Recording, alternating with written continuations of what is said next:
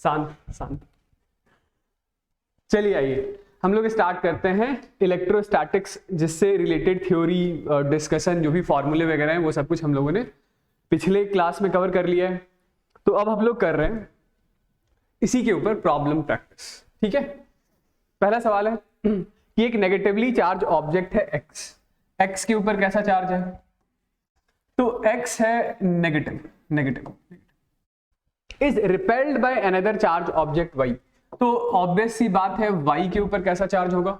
तो वाई के ऊपर भी नेगेटिव नेचर का ही चार्ज होगा, क्योंकि एक्स और वाई में रिपल्सन हो रहा है। यदि एक्स नेगेटिव है तो वाई भी नेगेटिव ही होगा, simple. However, an object Z is attracted to Y. अब कोई Z ऑब्जेक्ट है, Z अट्रैक्शन का फोर्स फील कर रहा है Y से, ठीक है? तो which of the following is most possibility for the object Z? बताइए क्या आंसर? वीडियो देख रहे हैं तो वीडियो पॉज कर लीजिए, खुद से आंसर टिक कीजिए, फिर आगे सॉल्यूशन देखिए, ठीक है? यदि आप सोच रहे हैं कि आंसर है Z का पॉजिटिव, तो मैं बता दूं कि आपको मिल चुका है 0, गलत। ठीक है, क्यों गलत है सुनिएगा। Correct answer is Z neutral भी हो सकता है या पॉजिटिव भी हो सकता है, ठीक है? जो इलेक्ट्रोस्टैटिक फोर्स ऑफ अट्रैक्शन है वो किसी न्यूट्रल और किसी चार्ज बॉडी के बीच में भी काम करता है। जैसे मैं बोलूं कि ये हमारे पास Y है, इस Y के पास नेगेटिव नेचर का चार्ज है। कैसा? नेगेटिव नेचर का। इसके पास ये मैंने रख दिया है Z। क्या रख दिया है? Z। तो इस नेगेटिव की वजह से Z पर ऐसा पॉजिटिव चार्ज इंड्यूस हो जाएगा और Z की दूसरी साइड पर ऐसा नेगेटिव नेचर का चार्ज इंड्यूस हो जाएगा। तो ये जो Y है, Y इन पॉजिटिव चार्ज पर एक स्ट्रॉन्गर फोर्स लगाएगा F1 और ये Y इन नेगेटिव चार्ज पर एक स्मॉलर फोर्स लगाएगा F2। तो ये Y इस पूरी Z के ऊपर, इस पूरी बॉडी Z के ऊपर एक नेट फोर्स इधर की तरफ डेवलप कर रहा होगा। और मैं ये सारी चीजें क्या मानकर सॉल्व कर रहा हूं? तो मैं ये सारी बातों को ये मानकर सोच रहा हूं कि Z हमारा इलेक्ट्रिकली न्यूट्रल है। मतलब फोर्स ऑफ अट्रैक्शन एक पॉसिबिलिटी तो है ही सही कि Z के ऊपर पॉजिटिव चार्ज है, ठीक है? Z पॉजिटिव होगा, Y नेगेटिव होगा, तो फोर्स ऑफ अट्रैक्शन लगेगा ही सही। एक दूसरी पॉसिबिलिटी, यदि आप ऐसा मान लें कि Z एक बॉडी है जो कि न्यूट्रल है, तो न्यूट्रल है तो ये Y इसके ऊपर कुछ चार्जेस इंड्यूस कर देगा। एक साइड पर इसके पॉजिटिव चार्जेस आकर जमा हो गए, दूसरी साइड पर नेगेटिव। अब ये जो पॉजिटिव चार्जेस है ये Y से ज्यादा क्लोजर है, तो उस पर फोर्स ऑफ अट्रैक्शन बड़ा है और ये नेगेटिव चार्जेस पर फोर्स ऑफ रिपल्सन छोटा है। तो ओवरऑल नेट फोर्स जो Z पर है वो टुवर्ड्स Y है और अट्रैक्टिव नेचर पे। तो correct answer to the question is C। ठीक है, आगे बढ़ते हैं। चलिए दूसरा सवाल बताइए। In an experiment, 3 microscopic latex spheres are sprayed into a chamber and becomes charged with charges, जो चार्ज की वैल्यू दे रखी है वो है +3e, +5e, -3e, ठीक है, रेस्पेक्टिवली। पहली बॉडी पर जो चार्ज है वो +3 है, दूसरी बॉडी पर +5e और तीसरी बॉडी पर -3। All 3 spheres came in contact simultaneously। जब ये तीनों चार्जेस एक दूसरे के कांटेक्ट में आएंगे तो यहां पर हमें पता है कि चार्ज का रीडिस्ट्रीब्यूशन होगा। चार्जेस एक बॉडी से दूसरी बॉडी में, दूसरे से तीसरे में या पहले से तीसरे में, इस तरीके से रीडिस्ट्रीब्यूशन ऑफ चार्ज हो सकता है यहां पर, ठीक है? Which of the following are possible values for the final charge on the sphere? ठीक है, ये 4 ऑप्शंस दे रखे हैं। इन चारों ऑप्शंस में यदि आपको सबसे पहले कोई एक ऑप्शन रिजेक्ट करना हो कि ये आंसर तो हो ही नहीं सकता, तो वो कौन सा ऑप्शन होगा? तो वो ऑप्शन होगा तीसरा, ये कभी हो ही नहीं सकता है। क्यों नहीं हो सकता? क्योंकि हमें पता है कि चार्जेस क्वांटाइज्ड होते हैं। क्वांटाइज्ड होते हैं यानी नेट चार्ज हमेशा इंटीग्रल मल्टीपल ऑफ इलेक्ट्रॉन या प्रोटॉन ही होता है। 3.5 या 5.5 तो पॉसिबल होता ही नहीं है, वो हो ही नहीं सकता। रॉन्ग आंसर, रॉन्ग ऑप्शन, ठीक है? ओके, अब हम लोग कैसे सोचें? तो वो conservation of charge, sorry induction वो लगाने मत बैठ जाइए, क्योंकि सेफ साइज के बारे में कुछ बोला नहीं है, ठीक है? आप सीधा कंजर्वेशन से सोचिए कि भाई टोटल इनिशियल चार्ज कितना है। टोटल इनिशियल चार्ज कितना है बताइए? तो 5 + 3 8, 8e - 3e is equal to 5e। अब जरा देखिए किस ऑप्शन में टोटल चार्ज 5e है। तो सिर्फ एक ही ऑप्शन है बी जिसमें टोटल फाइनल चार्ज भी 5e है। तो करेक्ट आंसर इज 5e।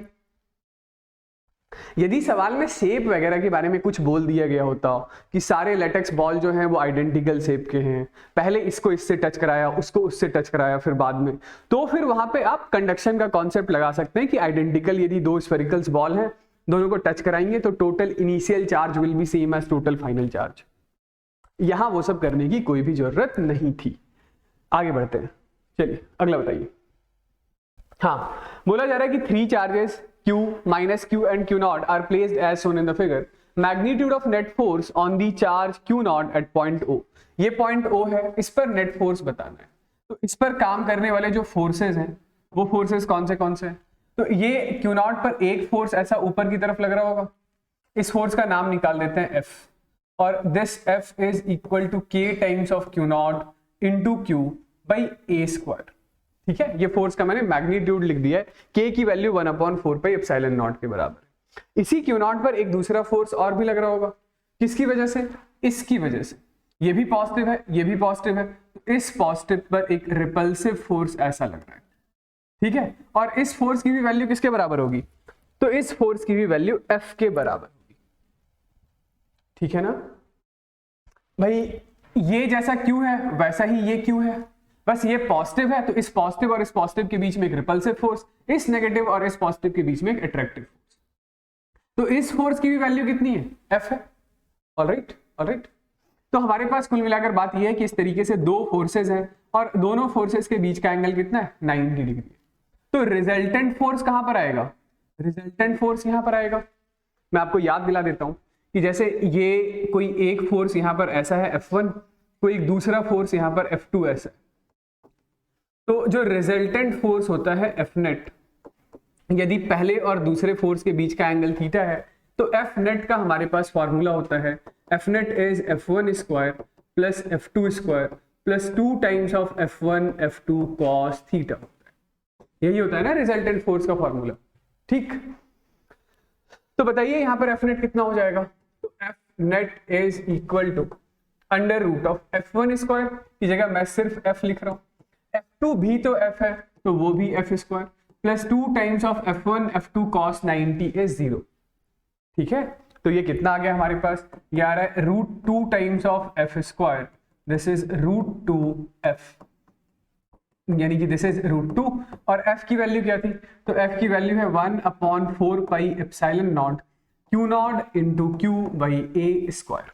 ठीक है, तो ये लीजिए K को इन्होंने K के ही टर्म्स में रखा है ऑप्शन में, तो √2 टाइम्स, यानी कि करेक्ट ऑप्शन इज बी या सी, sorry C.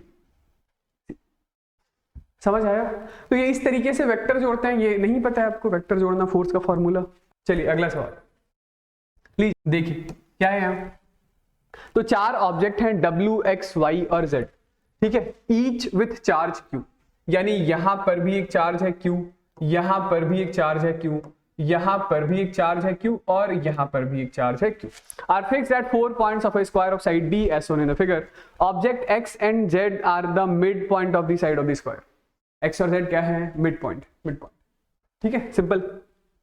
Electrostatic force exerted by object W on X, W जो X के ऊपर फोर्स लगा रहा है उसकी वैल्यू F है। तो इस F को क्या लिखेंगे? हेलो, इस F को क्या लिखेंगे? जरा इसका एक्सप्रेशन लिखिए। तो W ने X के ऊपर, तो सवाल में ये बताया जा रहा है कि W ने X के ऊपर जो फोर्स लगाया है वो F है। इस F को क्या लिखेंगे? F को आप लिखेंगे K Q स्क्वायर भाई, ये डिस्टेंस कितना होगा? ये वाला डिस्टेंस होगा D/2, तो this is D square by 4। इस पूरे चीज की वैल्यू बोल रहे हैं F लिख लो। ठीक है, लिख लिया, लिख लिया। बोल रहे हैं कि magnitude of the force exerted by object W on Z। तो ये W ने Z पर कितना फोर्स लगाया है, W ने Z पर कितना फोर्स लगाया है, उस फोर्स की वैल्यू बताइए। सिर्फ W ने Z पर जो फोर्स लगाया वो बताना है, Z पर नेट फोर्स नहीं बताना है। Z पर तो एक्चुअली X भी लगा रहा है, Y भी लगा रहा है, हमें उनके फोर्सेस से कोई मतलब नहीं है। सिर्फ W ने Z के ऊपर जो फोर्स लगाया है वो फोर्स लिखना है। तो इस फोर्स को लिखने के लिए आपको ये डिस्टेंस चाहिए होगा, ये वाला डिस्टेंस कितना होगा? ये डिस्टेंस बताइए। तो यदि ये डिस्टेंस D/2 है, ये वाला डिस्टेंस है D/2, है ना? और ये डिस्टेंस d है ये, तो बताइए ये वाला डिस्टेंस कितना हो गया? ये डिस्टेंस हो गया under root of D square plus D square by 4, यानी 4d square plus D square under root 5/2 हो जाएगा ये, ठीक है। तो इस फोर्स एफ डैश को क्या लिखेंगे बताइए? तो F dash is equal to K Q into Q, K Q square by इस डिस्टेंस का स्क्वायर, तो ये डिस्टेंस हो गया 5d स्क्वायर बाई 2 का स्क्वायर 4, ठीक है। अब जरा देखिए भाई, ये के क्यू स्क्वायर 4/d स्क्वायर, इसी को तो आपने f लिख रखा है ऊपर, ये 4 है, क्या है 4 है, तो f डैश कितना आ गया? f डैश आ गया f/5, तो करेक्ट आंसर इज f/5, ठीक है। आया समझिए? चलिए आगे बढ़ते हैं, बताइए अगला सवाल। चलिए आइए आगे बढ़ते हैं। अगला सवाल ये है कि दो identical point charges q each are kept 2 metre apart in air. तो ये पहला q है और ये है दूसरा q, सॉरी 1 नहीं 2 मीटर है, दोनों के बीच का सेपरेशन कितना है? 2 मीटर, ठीक है, okay. A third point charge capital Q of unknown magnitude and sign is placed on the line joining the charges such that the system remain in equilibrium। यदि आपको पूरे सिस्टम को इक्विलिब्रियम में लेकर आना है, यदि आपको पूरे सिस्टम को इक्विलिब्रियम में लेकर आना है, तो आप इस तीसरे पॉइंट चार्ज कैपिटल Q को इधर नहीं रख सकते। यदि आपने गलती से इधर रख दिया या इधर रख दिया, तो क्या पूरा सिस्टम कभी इक्विलिब्रियम में आ पाएगा? नहीं आ पाएगा। हो सकता है ये इक्विलिब्रियम में आ जाए, लेकिन ये लोग दोनों तो आइडेंटिकल है ना, तो इन लोग दोनों में से दोनों एक साथ इक्विलिब्रियम में नहीं आ पाएंगे। तो इतनी सी बात तो आई होप तय है, समझ में आ भी रहा होगा कि ये जो तीसरा वाला चार्ज पार्टिकल है, इस तीसरे चार्ज पार्टिकल को हम लोग दोनों स्मॉल q के बीच में रखेंगे। आई बात समझ?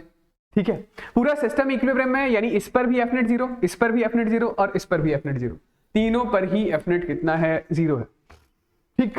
Find position and nature of small q, चलिए तो हम लोग पोजीशन के लिए एक काम करते हैं। पोजीशन के लिए ये डिस्टेंस x मान लेता हूं, तो ये वाला डिस्टेंस 2 - x के बराबर होगा क्या? बिल्कुल होगा, ठीक है, ओके, इतनी बात सही है। अब पोजीशन कैलकुलेट करने के लिए मैं इस पर F net 0 कर देता हूं। इस पर F net कितना कर रहा हूं? 0, क्योंकि ये इक्विलिब्रियम में है। इस पर सुनिए, यदि ये लोग दोनों पॉजिटिव हुए, स्मॉल q, यदि स्मॉल q दोनों पॉजिटिव हुए, तो ये नेगेटिव होगा या पॉजिटिव होगा, दोनों ही सिचुएशंस में ये इक्विलिब्रियम पर रहेगा। मतलब ये लोग दोनों एक बार के लिए मान लें हम लोग पॉजिटिव है, तो ये तब भी इक्विलिब्रियम पर रहेगा, चाहे वो पॉजिटिव हो चाहे वो नेगेटिव हो, क्योंकि यदि ये पॉजिटिव होगा तो ये पॉजिटिव इस पर इधर की तरफ रिपल्सिव फोर्स लगाएगा, ये पॉजिटिव इस पर इधर की तरफ रिपल्सिव फोर्स लगाएगा, दोनों फोर्सेस एक दूसरे को बैलेंस कर देंगे। इवन इफ ये नेगेटिव होता तो ये पॉजिटिव इस नेगेटिव को अपनी तरफ खींचता, ये पॉजिटिव इस नेगेटिव को अपनी तरफ खींचता, इस पर फिर भी दोनों फोर्सेस एक दूसरे से ऑपोजिट डायरेक्शन में होते, F net फिर भी 0 होता, ठीक है। सिमिलरली यदि ये लोग दोनों तो आइडेंटिकल हैं, यदि ये लोग दोनों नेगेटिव होते तो फिर भी ये पॉजिटिव हो या नेगेटिव हो, ये इक्विलिब्रियम में ही रहता, क्योंकि इस पर हमेशा जो बनने वाले दोनों फोर्सेस हैं वो एक दूसरे से ऑपोजिट डायरेक्शन में ही हैं। आ रही है बात समझ? ठीक है, तो ये लीजिए F net मैंने 0 कर दिया है। F net 0 मतलब मैं एक फोर्स का नाम F1 रख लेता हूं, दूसरे फोर्स का नाम F2 रख लेता हूं। तो F1 should be equal to F2 होना चाहिए, तभी F net कितना होगा? 0 होगा, क्योंकि डायरेक्शन एक दूसरे से ऑपोजिट है। ये हम लोगों ने सारी पॉसिबिलिटीज डिस्कस करके समझ लिया है। F1 को F2 से जब आप इक्वेट कर रहे हैं तो F1 इज K capital Q small q by distance x square, this is K capital Q small q by distance 2 - x का whole square. K capital Q cancel out हो गया, तो ये आ रहा है 2 - x का whole square is equal to x square, दोनों साइड अंडर रूट लगा दीजिए, तो 2 - x is equal to x, 2x is equal to 2, x is equal to 1, ठीक है, ओके। ये तो भाई बात हो गई किसकी? पोजीशन की। अब मैग्नीट्यूड कैसे आएगा इसका? मैग्नीट्यूड कहने का मतलब है find the position and nature. अच्छा, पोजीशन और नेचर, चलिए मान लेते हैं एक बार के लिए मैग्नीट्यूड भी पूछ लिया होता इसी सवाल के अंदर कि मुझे इसका मैग्नीट्यूड भी बताओ। Magnitude in terms of small Q, magnitude in terms of small Q, ठीक है। तो देखिए पूरे सिस्टम के इक्विलिब्रियम में होने के लिए एक बार के लिए मान लेते हैं यदि ये पॉजिटिव है तो ये भी पॉजिटिव है, तो ये पॉजिटिव इस पॉजिटिव पर इधर की तरफ एक रिपल्सिव फोर्स लगाएगा, और यदि आप चाहते हैं कि ये इक्विलिब्रियम में रहे तो this capital Q has to be negative nature, तभी तो ये नेगेटिव इस पॉजिटिव को अपनी तरफ खींचेगा और दोनों फोर्सेस बैलेंस करेगा। आई बात समझ? या आप सोचेंगे आपको कैसे पता कि ये दोनों कैपिटल जो स्मॉल क्यू है वो पॉजिटिव है, तो मैं कह रहा हूं स्मॉल क्यू को एक बार नेगेटिव मान कर देख लीजिए, ये दोनों नेगेटिव, ठीक है, ये कैपिटल क्यू, तो ये नेगेटिव इस नेगेटिव को अपनी मतलब अपने से दूर रिपेल करेगा, तो फिर इस कैपिटल क्यू को पॉजिटिव नेचर का बनकर इसे अट्रैक्ट करना पड़ेगा इसको। तो क्या मैं ऐसा कह दूं कि स्मॉल क्यू जो है, जैसे small Q is opposite to capital Q, इतनी बात तय है ना, क्योंकि यदि तीनों एक ही नेचर के हो गए तो तीनों साथ में कभी इक्विलिब्रियम पर नहीं आ पाएंगे। दिस इज क्लियर, ठीक है। चलिए मैग्नीट्यूड फटाफट निकाल लेते हैं। तो इस पर एफ नेट 0 है, इस पर this is force due to small Q and this is force due to capital Q, तो ये कितना हो जाएगा, K Q into Q, K Q square by distance 2 का square 4 metre, this is equal to इन दोनों के बीच का force K small Q capital Q upon 1 का स्क्वायर।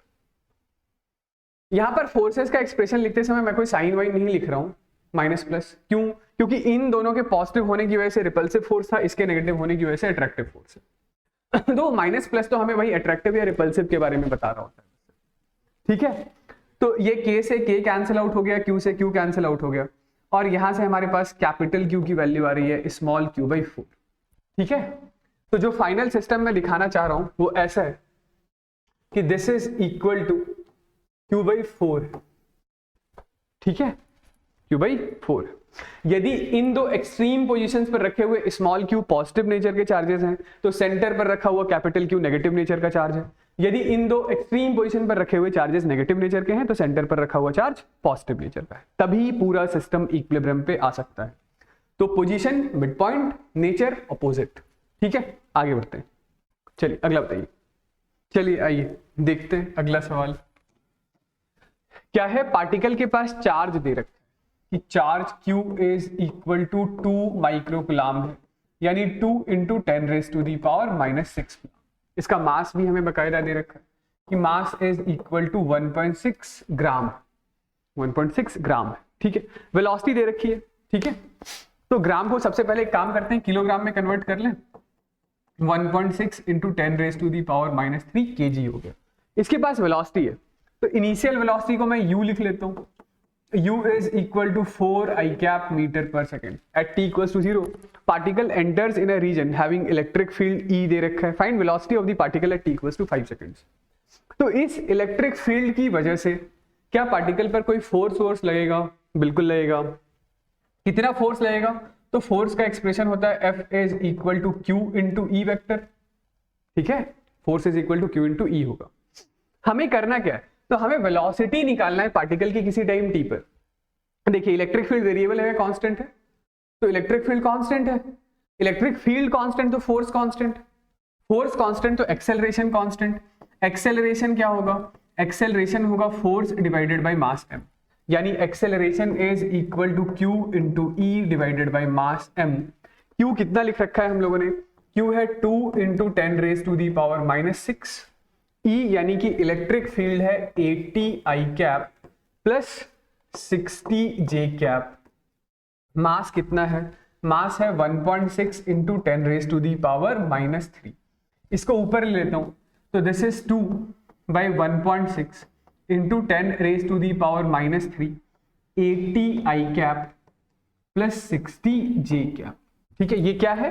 ये एक्सेलरेशन, एक्सेलरेशन किसी टाइम t पर है, ये एक्सेलरेशन कांस्टेंट है, कांस्टेंट है ना, तो सीधा इक्वेशन ऑफ मोशन लगाइए और वेलोसिटी किसी टाइम t पर v is equal to u plus 80 लिख दीजिए। तो ये कितना है? दिस इज 5/4, ठीक है, ये 4 से 20 और ये 15, ठीक है। तो this is equal to 5 into 2 100 I cap और 75 J cap into 10 raise to the power -3। आप चाहें तो इसे क्या लिख सकते हैं, तो this is 0.1 I cap by 0.075 ना जे कैप, ठीक है। ये मैंने एक्सेलरेशन लिख दिया। तो final velocity is initial velocity which is 4 I cap, acceleration है मेरे पास 0.1 आई कैप प्लस 0.075 जे कैप इंटू 5। तो 5 को 0.1 से मल्टीप्लाई किया 0.5 प्लस 4, ये आई कैप वाले को आई कैप वाले से जोड़ देंगे तो ये हो जाएगा 4.5 आई कैप प्लस 0.75 इंटू 3, 0.075 इंटू 3, तो ये आ जाएगा 0.375, यही है ना, जे कैप मीटर पर सेकेंड, ठीक है। तो कुल मिला के बात ये है कि इलेक्ट्रिक फील्ड यूनिफॉर्म या कांस्टेंट था। उस इलेक्ट्रिक फील्ड की हेल्प से हम लोगों ने फोर्स निकाला, force divided by mass acceleration निकाला। जो भी चीजें हैं, एक्सेलरेशन है, इलेक्ट्रिक फील्ड है, फोर्स है, तो वो आई कैप वाले को आई कैप वाले के टर्म्स में, जे कैप वाले को जे कैप वाले के टर्म्स में लिख दिया। और फिर लास्ट में हम लोगों ने v is equal to U plus AT लगा दिया। तो आई कैप वाले को आई कैप वाले से जोड़ देंगे। जे कैप में कोई शुरुआत में वेलोसिटी नहीं है, यानी इनिशियल वेलोसिटी y एक्सिस के लॉन्ग है ही नहीं, तो जो भी y एक्सिस के लॉन्ग वेलोसिटी आई है वो इस फील्ड की वजह से या उसमें एक्सेलरेशन की वजह से आया। चलिए अगला सवाल बताइए। चलिए आइए अगला सवाल करते हैं। अगले सवाल में सिंपली ये बोला जा रहा है कि 2 पॉइंट चार्जेस हैं, एक है 0.1 माइक्रोकुलाम, ये लीजिए, यहां पर है, सॉरी पॉइंट नहीं 1 माइक्रोकुलाम, और यहां पर एक दूसरा चार्ज पार्टिकल है, ये भी पॉजिटिव है, 4 माइक्रोकुलाम। दोनों के बीच की जो सेपरेशन है, ये सेपरेशन है 30 सेंटीमीटर, ठीक है। कितना डिस्टेंस है दोनों के बीच, 30। How far from 1 microcoulomb charge on the line joining the two charges will the electric field be 0। तो एक पॉइंट चार्ज पार्टिकल की वजह से इलेक्ट्रिक फील्ड क्या होता है बताइए। इलेक्ट्रिक फील्ड का फॉर्मूला एक पॉइंट चार्ज पार्टिकल की वजह से k/r², फॉर्मूला पता है ही सही, तो लगाइए। इस 1 माइक्रोकुलाम चार्ज पार्टिकल से कितनी दूर कोई एक पॉइंट P ऐसा हो जिस पॉइंट P पर नेट इलेक्ट्रिक फील्ड 0, तो ये मान लेते हैं यहां से कि यदि आपने इधर कोई एक पॉइंट P ले लिया गलती से, तो इस पॉइंट P पर ये 1 माइक्रोकुलाम चार्ज पार्टिकल इधर की तरफ इलेक्ट्रिक फील्ड बनाएगा, ठीक है, और ये 4 माइक्रोकुलाम किधर बनाएगा, तो वो भी तो इधर ही बनाएगा। तो यदि दोनों पॉइंट चार्जेस एक ही दिशा में इलेक्ट्रिक फील्ड बना रहे हैं, तो इसका मतलब ये है कि इस 1 माइक्रोकुलाम से लेफ्ट में कोई भी ऐसा पॉइंट एग्जिस्ट ही नहीं करेगा जिस पॉइंट पर की ई नेट 0 हो। मतलब इस पॉइंट पर, इस पूरे रीजन में कभी भी नेट इलेक्ट्रिक फील्ड 0 नहीं हो सकता है। And same goes for the other side, इधर भी कोई सा भी आप पॉइंट ले ले, तो ये दोनों ही पॉजिटिव चार्जेस सेम ही डायरेक्शन में इलेक्ट्रिक फील्ड बनाएंगे। तो पॉइंट कहां लेना है, समराइज करके याद रखिएगा, यदि दोनों चार्जेस आइडेंटिकल नेचर के हैं, मतलब दोनों पॉजिटिव हैं या दोनों ही नेगेटिव हैं, तो नेट इलेक्ट्रिक फील्ड वो पॉइंट, मतलब उस पॉइंट, वो वाला पॉइंट जिस पॉइंट पर की नेट फील्ड 0 है, वो हमेशा दोनों चार्ज पार्टिकल के बीच में ही आएगा।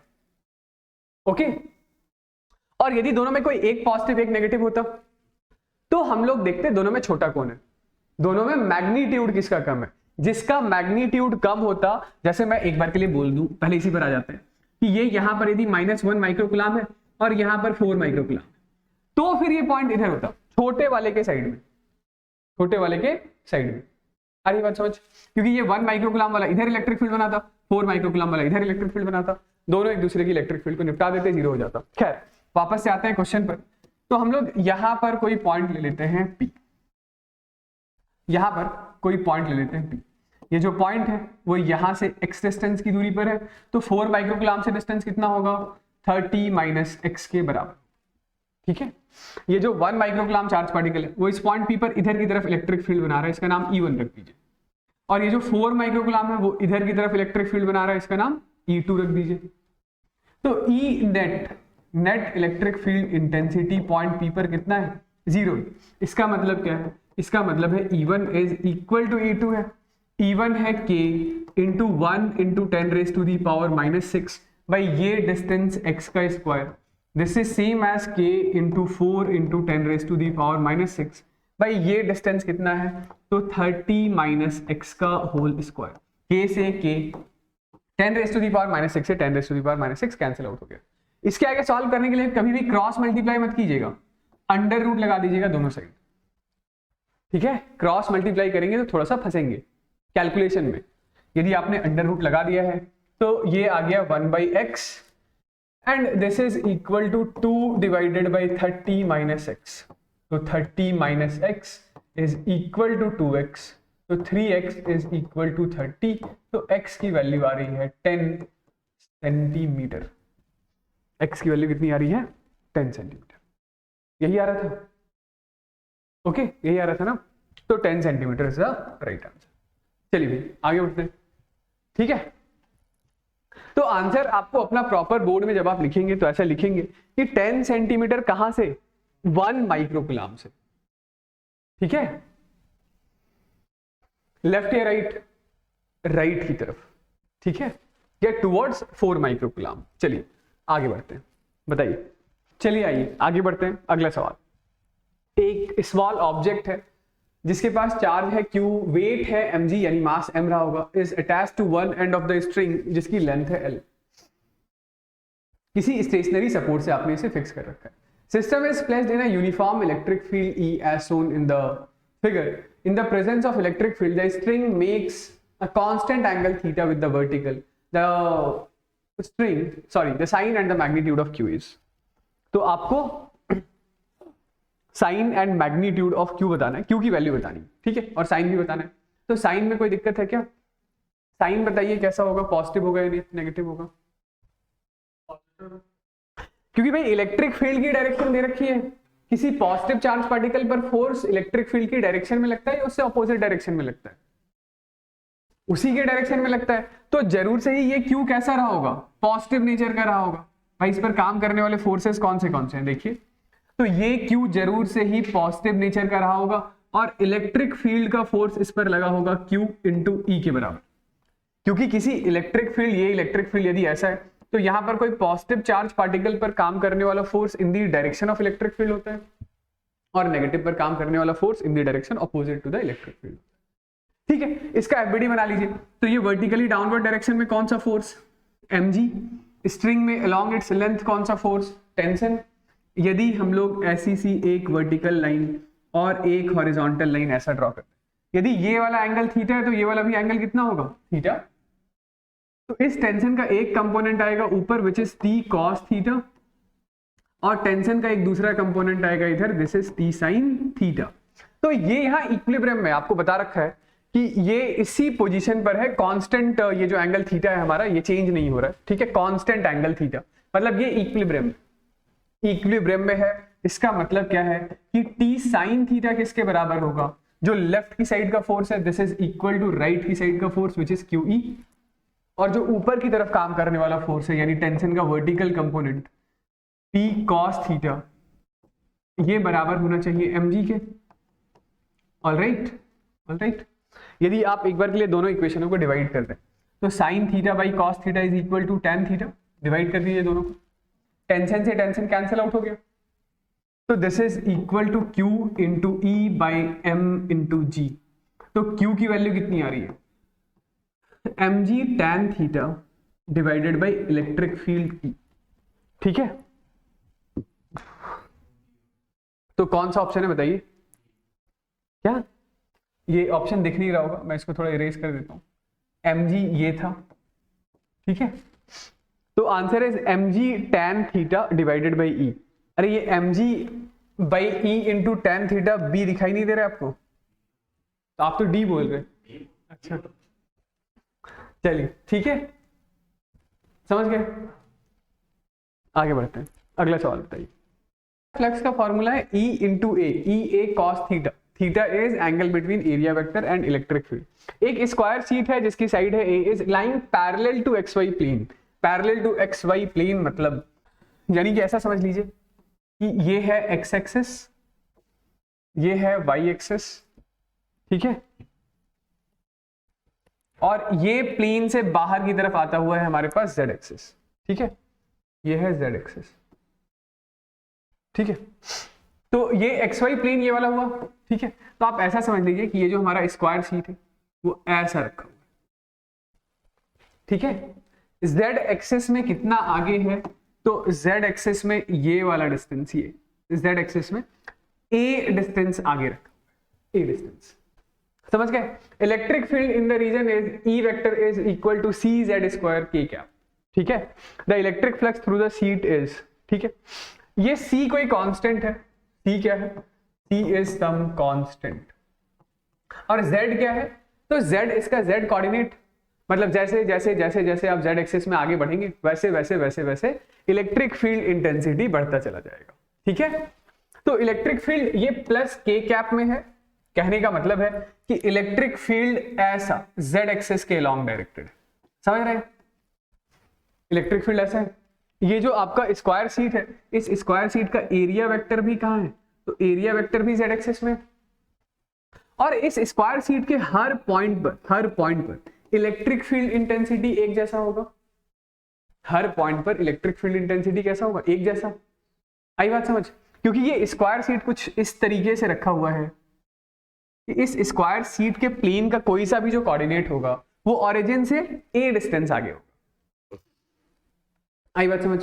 तो इस स्क्वायर शीट के हर पॉइंट पर इलेक्ट्रिक फील्ड इंटेंसिटी कांस्टेंट होने की वजह से आप फ्लक्स का फॉर्मूला लिख सकते हैं कि flux is equal to E vector dot A vector, alright. This E vector dot A vector is E into A into cos of 0 degree. भाई कॉस ऑफ 0 डिग्री कहां से आ गया, तो जिस दिशा में एरिया वेक्टर है उसी डायरेक्शन में इलेक्ट्रिक फील्ड है, तो दोनों के बीच का एंगल कितना हो गया, 0 डिग्री हो गया। अब ये इलेक्ट्रिक फील्ड को क्या लिखेंगे, इलेक्ट्रिक फील्ड है सी जेड स्क्वायर, तो सी तो कोई कांस्टेंट है और जेड कोऑर्डिनेट, किसका कोऑर्डिनेट, तो जिस पॉइंट पर इलेक्ट्रिक फील्ड चाहिए उस पॉइंट का कोऑर्डिनेट।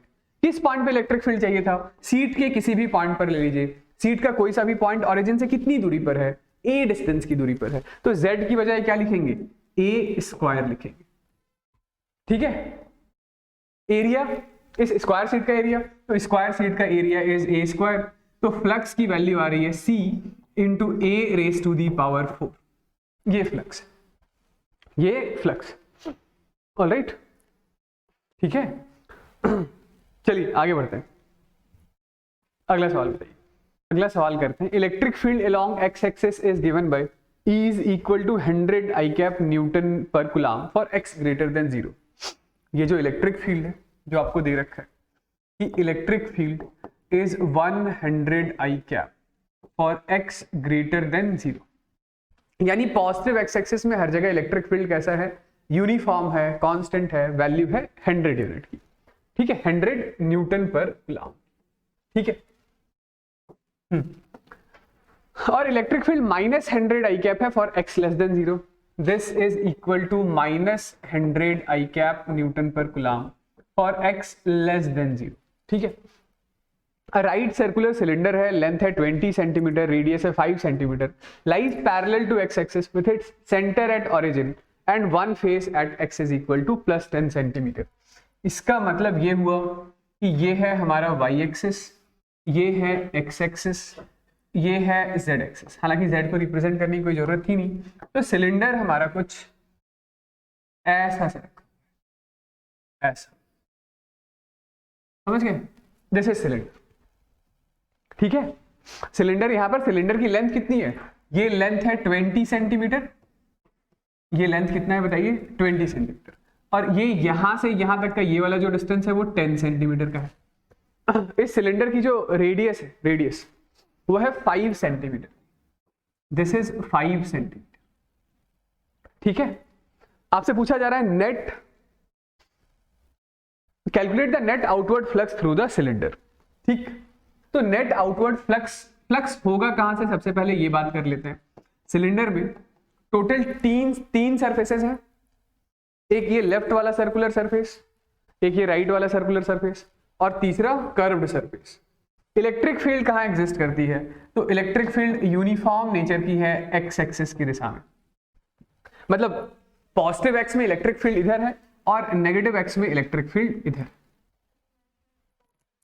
चलिए अभी देख लेते हैं, इतना समझ आया? ठीक है, तो फ्लक्स किससे होगा बताइए, कर्व्ड सरफेस से होगा या सर्कुलर सरफेस से होगा? सर्कुलर से होगा। कर्व्ड सरफेस है तो फ्लक्स लिखने का कोई सवाल ही नहीं पैदा होता है, क्योंकि कोई सी भी electric field line curved surface को इंटरसेक्ट नहीं कर रही है। किसको इंटरसेक्ट कर रही है? इस सर्कुलर सरफेस को। इस सर्कुलर सरफेस का एरिया वेक्टर मैं इधर मान लेता हूं। इस सर्कुलर सरफेस का एरिया वेक्टर हम लोग कन्वेंशनली आउटवर्ड डायरेक्शन में लेते हैं, तो इधर की तरफ ले लिया। ठीक, इसका नाम निकाल देते हैं, this is face number 1, this is face number 2। चलिए आइए, फेस नंबर 1 से लिखिए इलेक्ट्रिक फ्लक्स। तो फेस नंबर 1 से electric flux is E vector dot A vector which is E into A into cos of 0 degree. तो electric field intensity circular surface के किसी भी पॉइंट पर कितना है? 100 आई कैप, यानी 100 यूनिट का है। ठीक है, तो electric field intensity is 100। Area कितना है? Area is pi R square, तो पाई इंटू 5 का स्क्वायर 25, लेकिन ये सेंटीमीटर स्क्वायर हो गया तो -4 से मल्टीप्लाई कर देता हूं मीटर स्क्वायर के लिए। ठीक है, यूनिट क्या लिख दूंगा बताइए? तो न्यूटन पर कूलम मीटर स्क्वायर। ऑलराइट, तो ये हमारे पास आ गया, this is 25 pi into 10 raise to the power -2 newton metre square पर कूलम। ऑलराइट, ठीक है, एक काम कीजिए, दूसरे फेज से फ्लक्स लिखिए। तो flux through second face is again equal to E vector dot A vector which is equal to E into A into cos of 0 degree. फिर से 0 डिग्री, हाँ फिर से 0 डिग्री, क्योंकि इस फेज का भी एरिया वेक्टर इधर है और आपको बताया जा रहा है कि x लेस देन 0 पे इलेक्ट्रिक फील्ड -100 आई कैप है, यानी इलेक्ट्रिक फील्ड की जो डायरेक्शन है वो नेगेटिव x की तरफ है।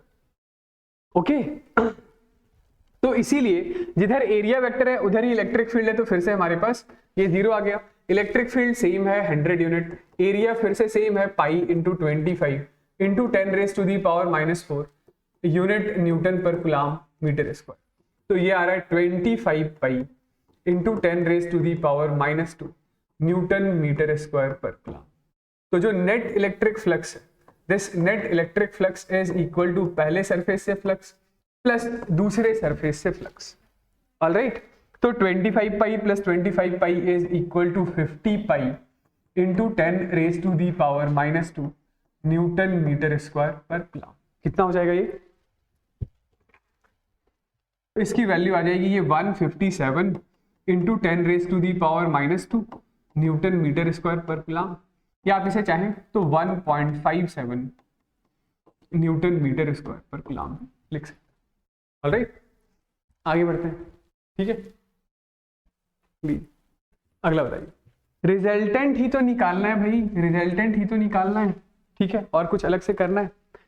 चलिए आइए अगला सवाल करते हैं। दो small identical electric dipole A B और सी डी है। Each of dipole moment P are kept at an angle of 120 to each other in an external electric field pointing along x-axis। यानी ध्यान रखिएगा एक इलेक्ट्रिक फील्ड भी है यहाँ x axis की दिशा में। ऑलराइट, पहला डाइपोल ये हो गया आपका नेगेटिव से पॉजिटिव की तरफ, ये एक डाइपोल है, पहला एक डाइपोल, और ये जो दूसरा डाइपोल है, ये दूसरा डाइपोल ऐसा डायरेक्टेड है, ऐसा ऐसा। दोनों आइडेंटिकल डाइपोल है, दोनों का डाइपोल मोमेंट कितना है? P। और इन दो डाइपोल्स के बीच का एंगल है 120। आपसे पूछा जा रहा है dipole moment of the arrangement बताइए। अरेंजमेंट मतलब दो डाइपोल हैं। डाइपोल मोमेंट एक वेक्टर टर्म है, वेक्टर टर्म है तो वेक्टर अलजेब्रा लगाकर रिजल्टेंट निकाल लेंगे। रिजल्टेंट के लिए वापस से वही कहानी कि P net resultant dipole moment is under root of पहले डाइपोल मोमेंट का स्क्वायर P स्क्वायर, दूसरे डाइपोल मोमेंट का स्क्वायर वो भी P square, plus 2 times of P1 into P2 into cos of 120 degree. Cos 120 कितना होता है? Cos 120 is minus sine 30। ठीक है, तो ये हो गया 2P square plus 2P square, cos 120 is -1/2। तो this is under root of 2P square minus P square is P square, और ये रिजल्टेंट डाइपोल मोमेंट आ गया P। रिजल्टेंट डाइपोल मोमेंट आ गया कितना? P। अब दोनों डाइपोल आइडेंटिकल है, दोनों के बीच एंगल है 120 डिग्री, तो रिजल्टेंट कहां होगा? आंसर इज रिजल्टेंट एग्जैक्टली बीचों बीच होगा। एग्जैक्टली बीचों बीच से मेरे कहने का मतलब है पहले डाइपोल से भी 60 डिग्री के एंगल पर होगा, दूसरे डाइपोल से भी 60 डिग्री के एंगल पर होगा। आप बोलेंगे मैं कैसे मान लूं? तो मान लेते हैं ये एंगल बीटा है, चलिए मैं बीटा निकाल कर दिखा देता हूं। tan बीटा का फॉर्मूला याद है ना? tan beta is b sin theta by a plus b cos theta. b हमारा दूसरा वेक्टर होता था, तो b की बजाय मैं लिखूंगा p sin of 120 degree upon p plus p cos of 120 degree. ठीक है, ये बीटा हम लोग किसका क्या एंगल निकाल रहे हैं? तो रिजल्टेंट का, ये रिजल्टेंट का मतलब एक बार के लिए इसको हम लोग a बोल देते हैं और इसको हम लोग b बोल देते हैं। ये a और b दो वेक्टर्स हैं, जिन वेक्टर का जो डाइपोल मोमेंट है वो आइडेंटिकल है, तो magnitude of a same as magnitude of b is equal to p है। ठीक है, तो इसीलिए मैंने a और b दोनों की जगह p लिख दिया है। This is p sin 120 is √3/2 by p plus cos 120 is -1/2, तो -p/2, तो this is √3p/2 by p/2। 2 से 2 कैंसिल आउट हो गया, p से p भी कैंसिल आउट हो गया, तो tan बीटा कितना आ गया? tan बीटा इज √3, तो बीटा आ गया 60 डिग्री। ठीक है, यानी ये जो रिजल्टेंट डाइपोल मोमेंट है ये पहले से एंगल 60 बना रहा है, तो दूसरे से भी 60 बनाएगा, क्योंकि दोनों के बीच का एंगल कितना था? 120 था। चलिए ये पहला पार्ट हो गया। दूसरे पार्ट में आपसे पूछा जा रहा है magnitude and direction of net torque. तो ये रिजल्टेंट डाइपोल मोमेंट है और इलेक्ट्रिक फील्ड एक्स एक्सिस की दिशा में है, तो टॉर्क का एक्सप्रेशन होता है torque is P into E into sine theta. तो P की जगह P लिखेंगे, इलेक्ट्रिक फील्ड E इंटू ये एक्स एक्सिस के साथ कितना एंगल होगा? एक्स एक्सिस के साथ एंगल होगा 30 डिग्री, है ना, क्योंकि ये एंगल 60 है, एक्स और वाई के बीच का एंगल 90 होता है, तो दिस इज साइन 30। तो ये आ गया हमारे पास PE/2। आई बात समझ? तो टॉर्क कितना आ गया? PE/2। ओके, वेक्टर फॉर्म यदि आपने लिखा होता डायरेक्शन के लिए, तो torque vector is equal to P vector cross E vector होता है। तो अपने राइट हैंड के फिंगर को P की तरफ अलाइन कीजिए और E की तरफ कर्ल कीजिए। हम कहाँ आ रहा है? प्लेन में अंदर आ रहा है। तो ये जो टॉर्क वेक्टर है, this torque vector is equal to PE/2।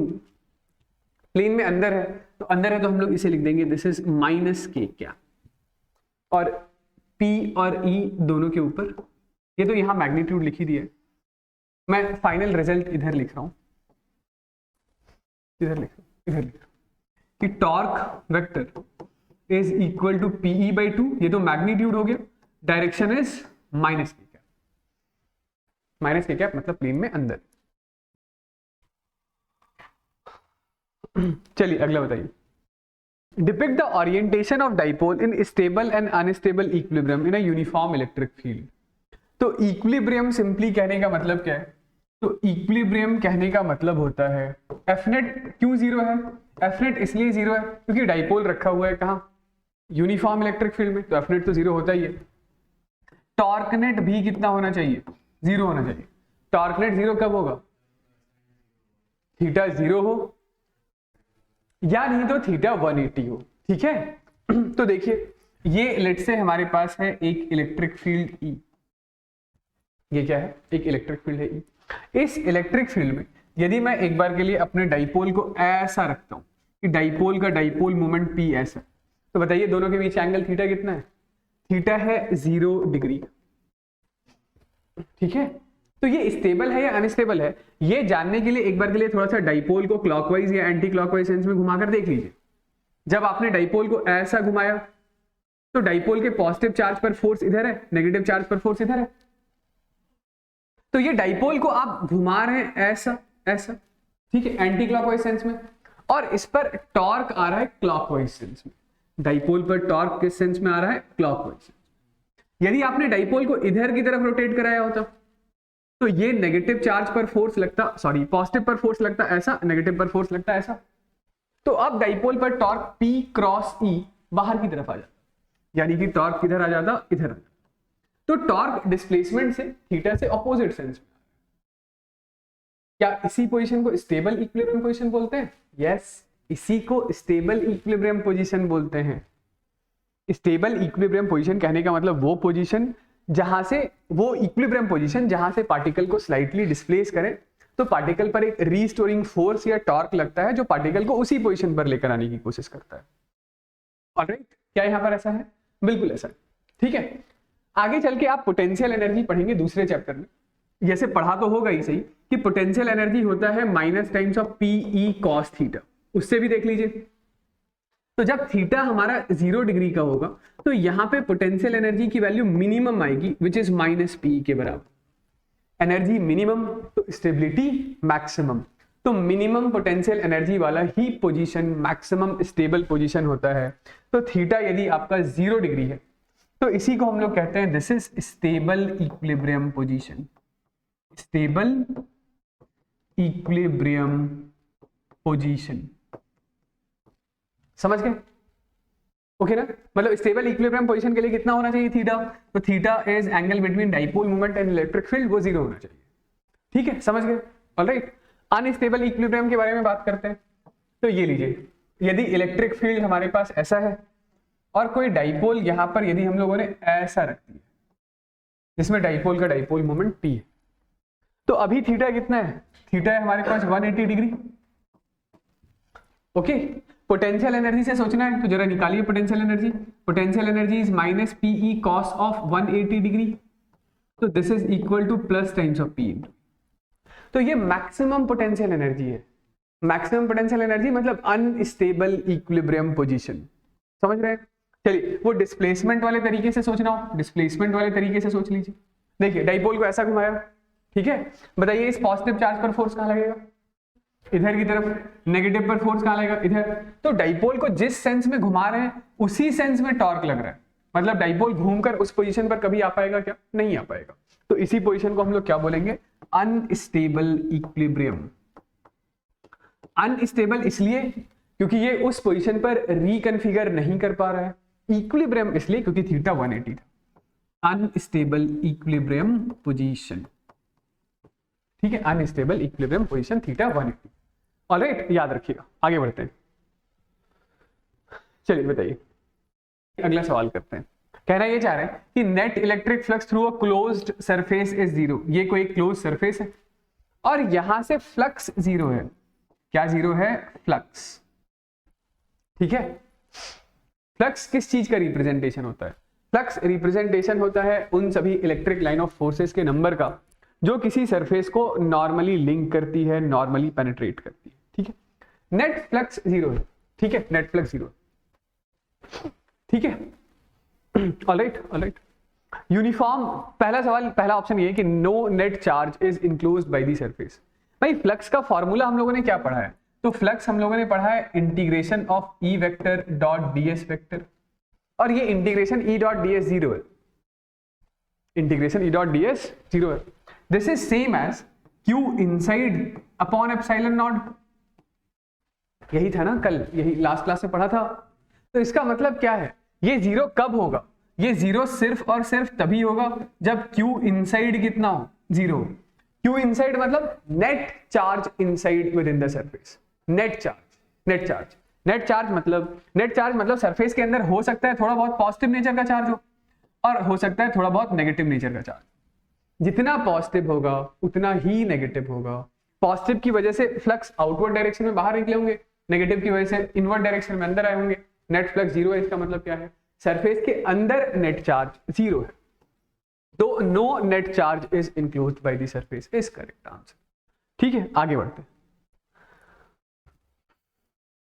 बताइए, तो अगला सवाल ये है कि electric flux through a closed Gaussian surface depends on. हमारे पास कोई एक क्लोज्ड गॉसियन सरफेस है, तो इस क्लोज्ड गॉसियन सरफेस से बनने वाला जो नेट इलेक्ट्रिक फ्लक्स है this is q inside by epsilon naught होता है। तो ये एप्सिलॉन नॉट तो आप सिर्फ और सिर्फ तभी तक लिख सकते हैं ना जब तक क्लोज सरफेस के अंदर एयर या वैक्यूम है। कल को इसके अंदर कोई एक दूसरा मीडियम आ जाएगा, तो आप गॉस लॉ से flux is q inside bye permittivity of that medium लिख दीजिएगा। और इस मीडियम की परमिटिविटी को आप लिख सकते हैं epsilon naught into epsilon R. भाई मीडियम की परमिटिविटी को क्या लिख सकते हैं, epsilon naught into epsilon R. तो किस पर डिपेंड कर रहा है, चार्ज इनसाइड पर डिपेंड कर रहा है क्या, बिल्कुल। और ये परमिटिविटी ऑफ मीडियम पर डिपेंड कर रहा है क्या, बिल्कुल, ठीक है। तो it depends on net charge enclosed and permittivity of medium, ठीक है। आगे बढ़ते, चलिए बताइए। देखिए ऐसा है कि define electric flux, is it scalar और वेक्टर। तो इलेक्ट्रिक फ्लक्स क्या होता है, flux is representation of number of electric line of forces passing through any region normally. It is defined as product of electric field and cross sectional area through which it passes normally। समझ गए ना, ठीक है। ये लिख लेंगे, notes वगैरह में सब कुछ लिखा हुआ है, दोबारा से लिखाने की जरूरत नहीं है, ठीक है। आइए क्वेश्चन करते हैं। तो स्केलर है या वेक्टर है, ऑब्वियसली फ्लक्स एक स्केलर है क्योंकि ये उन इलेक्ट्रिक फील्ड लाइंस के नंबर का रिप्रेजेंटेशन है जो किसी सरफेस को नॉर्मली पेनिट्रेट करता है, ओके। तो scalar. Point charge Q is at a distance of d/2 directly above the center of a square of side D as shown in the figure. Use Gauss law to obtain the expression of electric flux through the surface. इस surface से आप electric flux निकाल कर बताइए। किस surface से, तो बस इस सरफेस, ऑलराइट। गॉस लॉ से फ्लक्स निकालना है, गॉस लॉ से, कोई इंटीग्रेशन E डॉट ds नहीं करना है, ओके। तो गॉस लॉ से फ्लक्स निकालने के लिए एक ही कंडीशन था कि गॉसियन सरफेस के अंदर कुछ चार्ज होना चाहिए। तो वो एक सरफेस बंद सरफेस होता था। यहां तो आप बोलेंगे तो सरफेस ही बंद नहीं है, तो चलिए एक काम करते हैं, सरफेस को हम लोग बंद करते हैं। अब सरफेस बंद करने के लिए ये ऐसी ही एक स्क्वायर शीट में इधर लगा देता हूं, ऐसी ही एक स्क्वायर शीट में इधर लगा देता हूं, एक ऐसी स्क्वायर शीट इधर लगा देता हूं, एक ऐसी स्क्वायर शीट इधर लगा देता हूं, और एक ऐसी स्क्वायर शीट इधर लगा देता हूं।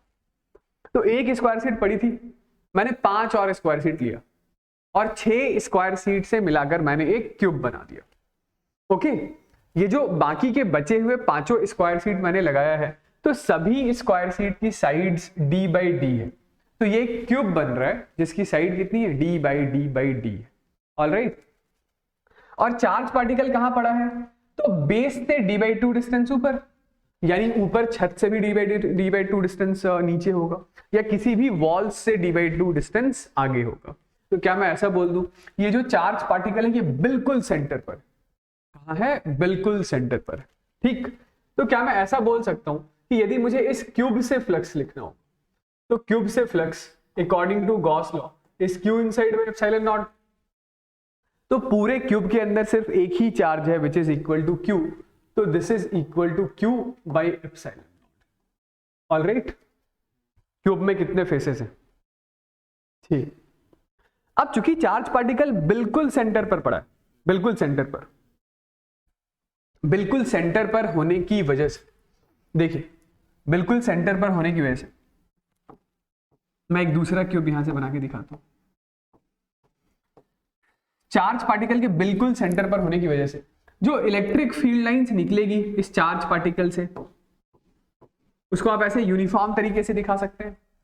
तो जितनी इलेक्ट्रिक फील्ड लाइन इस फेस को पेनिट्रेट करेगी, उतनी ही इलेक्ट्रिक फील्ड लाइन इस फेस को लिंक होकर जाएगी, उतनी ही इलेक्ट्रिक फील्ड लाइन बेस को लिंक होकर जाएगी, उतनी ही इलेक्ट्रिक फील्ड लाइन ऊपर वाले फेस को। तो ये चार्ज पार्टिकल बिल्कुल सिमेट्रिकली रखा हुआ है।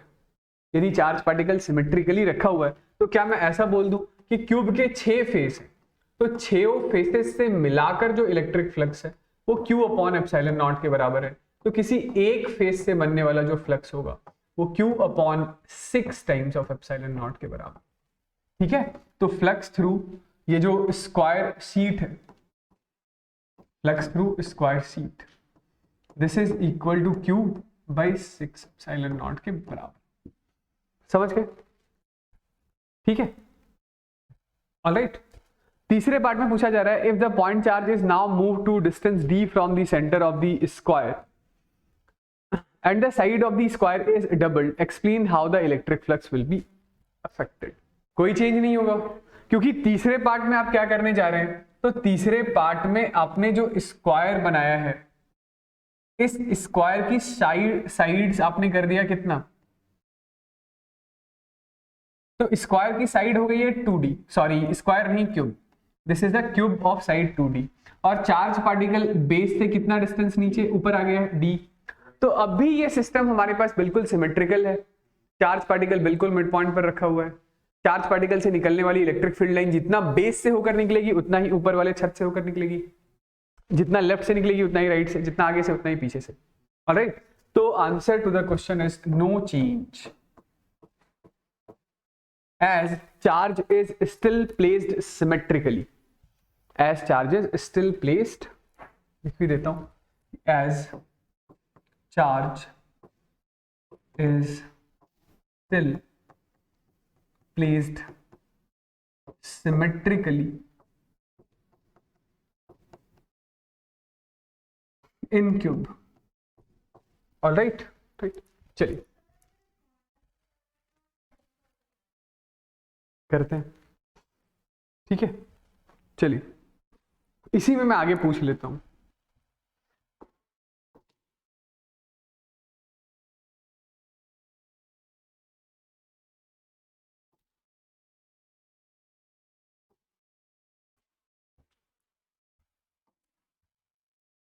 चलिए इसी में यदि मैं पूछ लेता हूं कि ये जो चार्ज है, इसी में यदि आपसे ऐसा पूछ लिया जाता ये जो चार्ज है वो one of the vertex of the cube पे रखा हुआ है, ओके। तो क्यूब के किसी, इस टोटल क्यूब से फ्लक्स बताइए और क्यूब के किसी एक फेस से फ्लक्स बताइए। क्या है क्वेश्चन? फाइंड फ्लक्स थ्रू पहला क्यूब, दूसरा through each face of cube.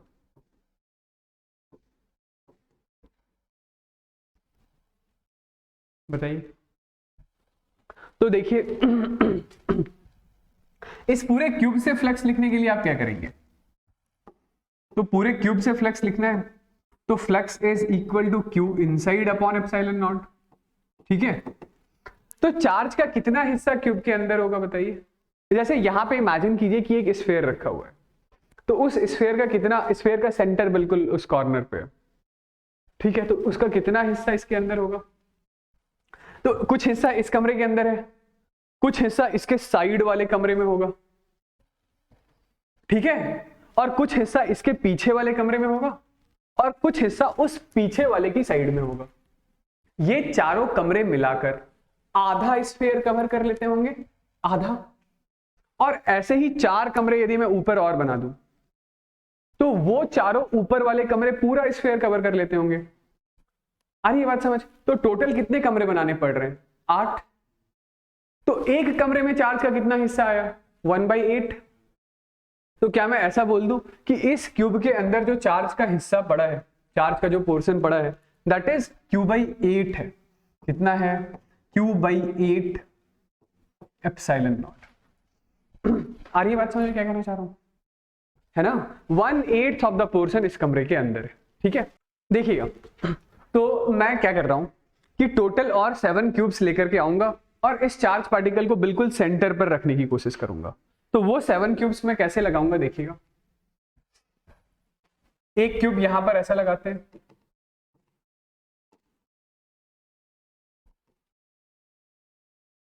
ठीक है, और बाकी के क्यूब्स इसके ऐसे आगे लगाने पड़ेंगे।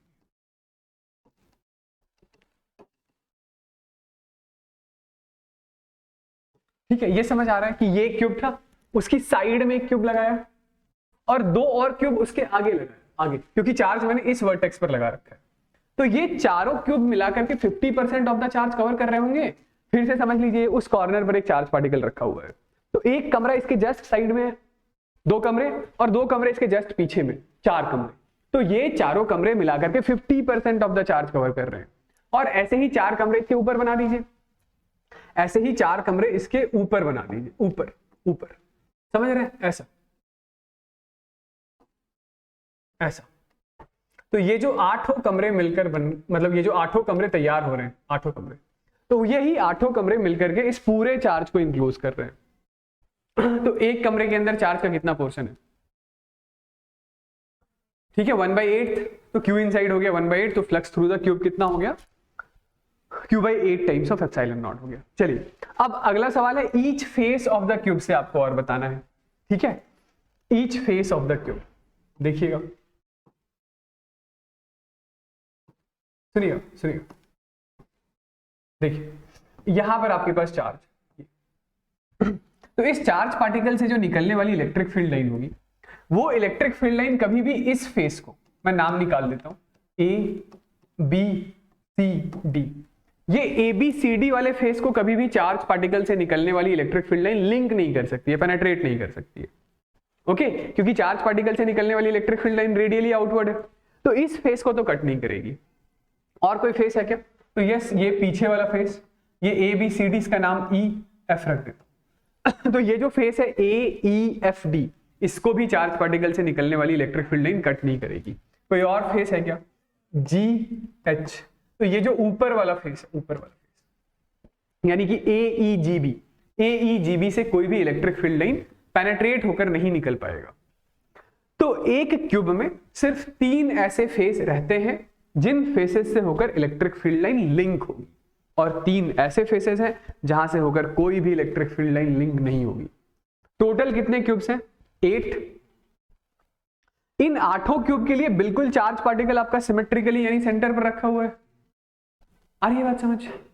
ओके, तो क्या मैं ऐसा बोल दूं कि एक क्यूब में, दूसरे पार्ट के लिए, एक क्यूब में 3 फेसेस हैं जिनसे होकर इलेक्ट्रिक फील्ड लाइन एग्जिस्ट करता है, तो 8 क्यूब्स में टोटल ऑफ 24 ऐसे फेसेस होंगे, 24 ऐसे फेसेस होंगे जिनसे होकर टोटल इलेक्ट्रिक फ्लक्स बनेगा। Total electric flux which is Q inside, total electric flux is Q inside by epsilon not, यानी कि क्यू अपॉन एप्सिलॉन नॉट। आई बात समझ, है ना? तो एक फेस से कितना हो गया? एक फेस से हो गया हमारे पास Q अपॉन 24 एप्सिलॉन।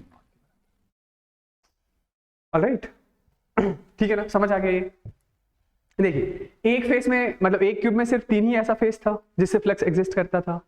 अब ये बाकी का आप कोई सा भी क्यूब उठा करके देख लीजिए, चार्ज पार्टिकल बिल्कुल सिमेट्रिकली रखा हुआ है, तो हर क्यूब में सिर्फ 3 ऐसा फेस होगा जहां से फ्लक्स बनेगा, बाकी का 3 ऐसा फेस होगा जहां से कोई फ्लक्स नहीं बनेगा। ऑलराइट, चलिए आगे बढ़ते हैं, बताइए। चलिए आइए आगे बढ़ते हैं, एक और सवाल बनाते हैं।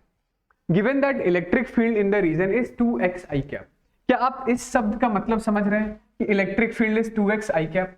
मतलब x एक्सिस में आप जैसे जैसे जैसे जैसे आगे बढ़ेंगे वैसे वैसे वैसे वैसे ये x कोऑर्डिनेट बढ़ेगा, तो वैसे वैसे वैसे वैसे इलेक्ट्रिक फील्ड बढ़ता चला जाएगा। तो ऐसी इलेक्ट्रिक फील्ड को यूनिफॉर्म इलेक्ट्रिक फील्ड बोलेंगे या non uniform? Answer is non uniform. Magnitude में, डायरेक्शन में यूनिफॉर्म है कि x एक्सिस की दिशा में, लेकिन मैग्नीट्यूड में आप x एक्सिस के अलॉन्ग जैसे जैसे आगे बढ़ेंगे तो इलेक्ट्रिक फील्ड इंटेंसिटी वैसे वैसे बढ़ेगा। Find flux through the cube and the charge enclosed. तो इलेक्ट्रिक फील्ड यदि x एक्सिस के ही डायरेक्शन में है तो मैं एक काम करता हूं, इसका नाम लिख देता हूं A B C D E F G और H। ठीक है, किन फेसेस से फ्लक्स एग्जिस्ट करेगा? तो इतना तो समझ ही चुके होंगे कि फ्लक्स इस फेस से बनेगा और इस फेस से बनेगा, इसके अलावा किसी भी दूसरे फेस से कोई फ्लक्स नहीं बनेगा, क्योंकि फ्लक्स यानी इलेक्ट्रिक फील्ड लाइन सिर्फ इन्हीं 2 फेसेस को इंटरसेक्ट करके आगे बढ़ेगी। आई बात समझ? तो इन फेसेस का, इसका एरिया वेक्टर मान लेते हैं इधर है और इसका एरिया वेक्टर इधर है। ठीक है, चलिए एक काम करते हैं, सबसे पहले हम लोग फ्लक्स लिखते हैं ए एफ एच डी से। तो फ्लक्स का फॉर्मूला होता है E डॉट ए। ठीक है, इस पोजीशन पर इलेक्ट्रिक फील्ड लिख लीजिए, जिस पोजीशन पर ये वाला फेस पड़ा हुआ है, वो वाला पोजीशन कौन सा है? x is equal to 0। ये वाला फेस तो ओरिजिन पे ही पड़ा हुआ है ना, यानी electric field at x is equal to 0 कितना होगा? तो electric field is equal to 2 into x की वैल्यू 0। तो इस पोजीशन पर कोई भी इलेक्ट्रिक फील्ड ही नहीं है, तो इसका मतलब क्या हुआ? इस फेस से भी कोई फ्लक्स नहीं होगा, यहां से भी, यहां पे फील्ड ही नहीं है तो फ्लक्स कहां से आएगा? तो इस फेस से फ्लक्स कितना हो गया? ये इलेक्ट्रिक फील्ड 0 होने की वजह से इस वाले फेस से भी फ्लक्स 0 हो गया। तो अब ले देकर इस पूरे क्यूब में सिर्फ एक फेस बचता है, सिर्फ एक फेस जहां से इलेक्ट्रिक फ्लक्स एग्जिस्ट करेगा। कौन सा फेस है वो? तो flux through C B E G, this is equal to E vector dot A vector, यानी this is E into A into cos of 0 degree. इस पोजीशन पर देखिए क्यूब की साइड आपको बता दिया गया है कि side of the cube is a. तो इलेक्ट्रिक फील्ड इंटेंसिटी कितना होगा यहाँ पर, तो यहाँ पर इलेक्ट्रिक फील्ड इंटेंसिटी होगा 2x की जगह पुट कर देंगे a, ये क्यूब है, क्यूब का ये जो फेस है हमारे पास CGEB वो a/a है, तो उसका एरिया कितना होगा, उसका एरिया होगा a² into cos of 0 degree is 1, तो this is 2a cube 2a cube, ठीक है ना। तो यही हमारा नेट फ्लक्स हो गया, तो net electric flux is 2a cube. ये पहले पार्ट का आंसर आ गया। दूसरे पार्ट में आपसे क्या पूछा जा रहा है, also find the charge enclosed. तो net electric flux is equal to Q inside by epsilon naught. तो Q inside is equal to net flux into epsilon naught. Net flux है 2a क्यूब इनटू एप्सिलॉन। तो this is charge inside. Okay, चलिए आइए शुरू करते हैं आज की क्लास का पहला सवाल। ठीक, तो क्वेश्चन कुछ ऐसा है, consider 2 hollow concentric spheres S1 S2 including charge 2q and 4q respectively. ठीक है, तो ये जो पहला स्फीयर है S1, इसके अंदर यहाँ पर जो चार्ज है वो 2q है, और जो दूसरा स्फीयर है उस पर कितना चार्ज है, तो दूसरे स्फीयर के पास चार्ज है 4q। इंक्लोजिंग चार्जेस है, मतलब S1 के अंदर ये यहाँ पर 2q चार्ज है और S2 के अंदर यहाँ पर 4q चार्ज। ठीक है, find out the ratio of electric flux to them. आगे आंसर सबका, फ्लक्स थ्रू S1 क्या होगा बताइए, पहले स्फीयर से फ्लक्स लिखना है, तो this is q inside S1 divided by epsilon naught. तो S1 के अंदर कितना चार्ज है, 2q divided by epsilon not. ये फ्लक्स थ्रू S2 जब आप निकालेंगे तो S2 के अंदर का charge divided by epsilon not. S2 के अंदर कितना चार्ज है, तो 4q प्लस 2q यानी कि 6q, 2q प्लस 4q, मतलब टोटल चार्ज लेना है, टोटल चार्ज 4q ये वाला हो गया, 2q ये वाला हो गया, तो ये 6q divided by epsilon naught, 6q divided by epsilon naught. तो flux through S1 by flux through S2 is 2/6 यानी 1/3। ठीक है, दूसरे सवाल में पूछा जा रहा है, how will the electric flux through the sphere S1 change if a medium of dielectric constant epsilon r is introduced in the space inside S1। इसका मतलब है कि S1 के अंदर का जो स्पेस है यहां पर आपने एक मीडियम इंसर्ट कर दिया है जिसके लिए रिलेटिव परमिटिविटी एप्सिलॉन r या dielectric constant epsilon r। Dielectric constant या रिलेटिव परमिटिविटी एक ही चीज है। ठीक है, तो बताइए क्या होगा, पहले सरफेस से ये जो आपने फ्लक्स लिखा है दूसरे पार्ट के लिए, फ्लक्स थ्रू सरफेस S1, तो वैसे तो ये लिखते हैं हम लोग q inside by epsilon not लिख रहे थे तब तक जब तक इसके अंदर एयर था। अब इसके अंदर कोई मीडियम है तो उस मीडियम की परमिटिविटी लिख देंगे, ठीक है ना, उस मीडियम की परमिटिविटी लिख देंगे। और ये q इनसाइड तो ठीक है, दिस इज 2q, और ये एप्सिलॉन परमिटिविटी को क्या लिख सकते हैं, तो परमिटिविटी को लिख सकते हैं permittivity epsilon naught into epsilon r। ठीक है, तो ये 2q बाय एप्सिलॉन नॉट तो प्रीवियस फ्लक्स था, पहले सिचुएशन का फ्लक्स जब ये एयर था।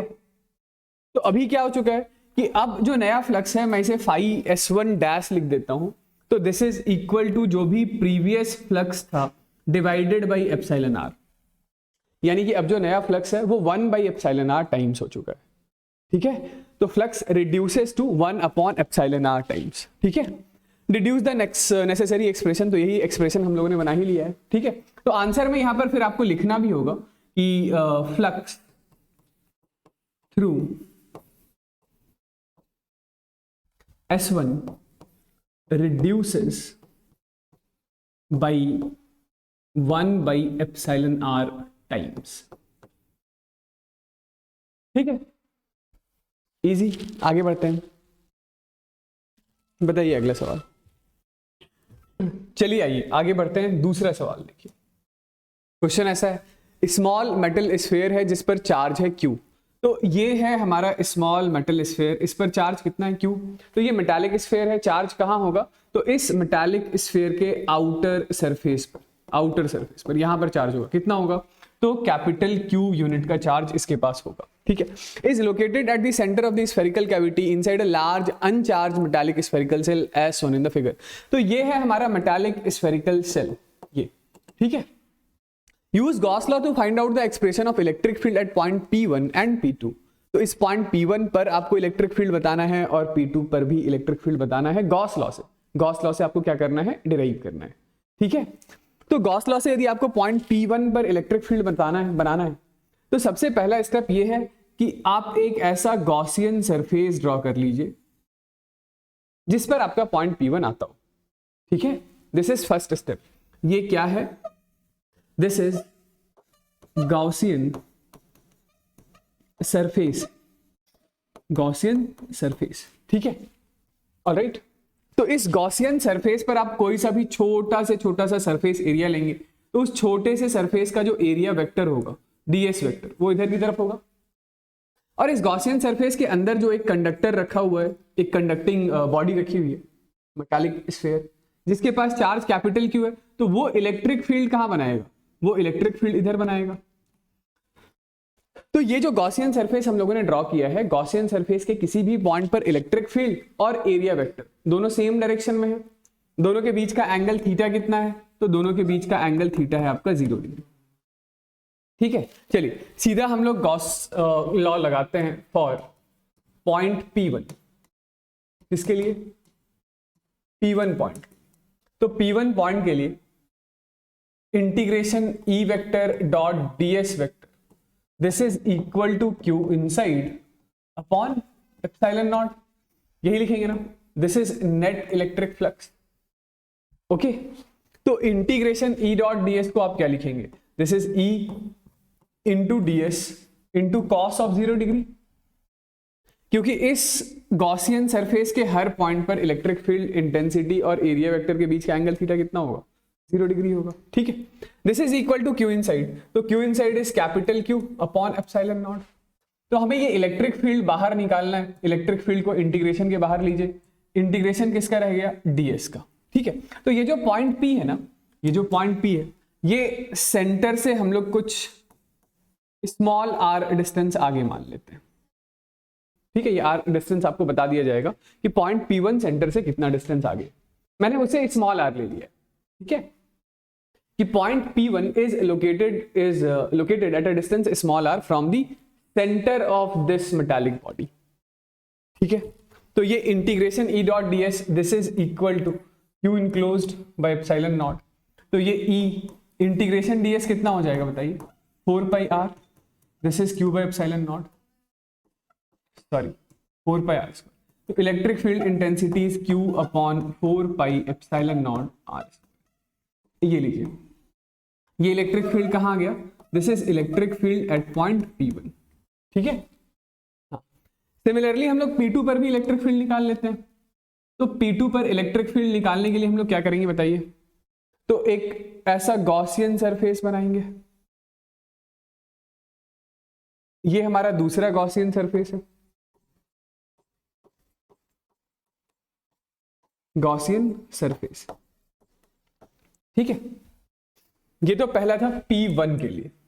P2 के लिए क्या करेंगे बताइए, तो फिर से हम लोग लगाएंगे कि net electric flux is integration of E vector dot ds vector, this is Q enclosed by epsilon naught, यही होगा ना।